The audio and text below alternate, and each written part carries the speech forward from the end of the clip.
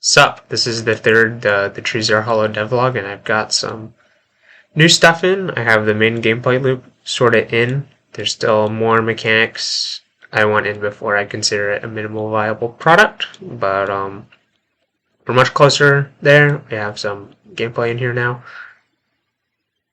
As you can see here, we have a nav mesh, so the ghosts can use this to get around the trees and get to the RV, which the goal of the game is to defend the RV against the ghosts.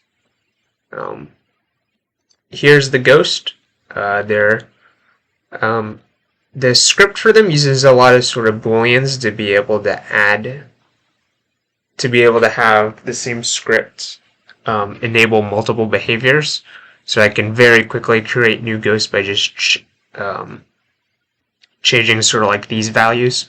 So I can make a ghost that doesn't respawn when you see it and make it disappear, but is much faster here. I also fixed a glitch that I previously had, so it now ghosts track the amount of lights that are on them when they're seen.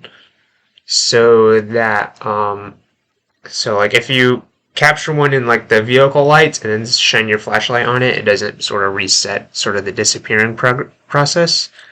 And I was originally having a glitch where it would just constantly add a light here, so then I have these booleans in order to keep track of that. So that's pretty cool. I even have sound effects for the ghost. And then I have this sort of spawner object, which contains all of these sort of 3D positions all around the map. I'll probably have a different one for ghosts that spawn in different areas, which makes things a little less elegant, but I still think it should work. And so basically these, it has 3 arrays, it has paths to all the ghosts, it has the times and a time adjustment. So the time adjustment uses a variable, basically is the amount of time to add on to like the time that the ghost shows up. So I can set this to like 1 minute, so that the ghost shows up at 1 minute default, and then I can set this to 1, so it can be 1 to 2 minutes, and it basically uses a random float to see how much that should be adjusted by. And due to like this this spawner, I can adjust sort of all of these different values to create all the different levels in a really elegant way.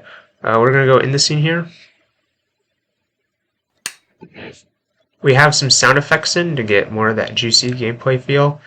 And I've also started modeling. So for my next devlog, I want this front area done up a little bit so you can turn on and off the vehicle lights in the front and back.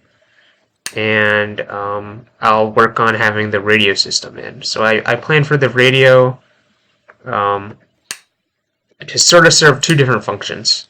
So it can tell you when a ghost gets nearby, and you need to like watch out for them if they're like super close to the vehicle to sort of build that tension. And the radio will also sort of work as the phone guy in Five Nights at Freddy's and give you exposition at certain points if you don't decide to turn it off. And I'll also be adding the interact function pretty soon. But this is the current radio model and table and chair model, and I think it's looking pretty nice. That's a lot of the sounds are placeholder right now, and so is the ghost sprite, but I'll show off what the ghost is like. So when a ghost gets to the vehicle, you'll lose power, and if you're in the bathroom or the power goes out and a ghost gets to you, that's when you lose. And then here's the placeholder ghost graphic. I want to change it with something scarier, but it's a really good placeholder. And I'll probably add in back in like that fade out animation in the original game.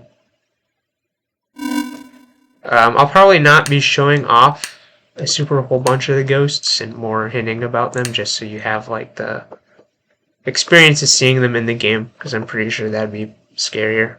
But yeah, and this should be like the end of the devlog. I'll fix being able to turn on and off the flashlight in here, because you shouldn't be able to do that.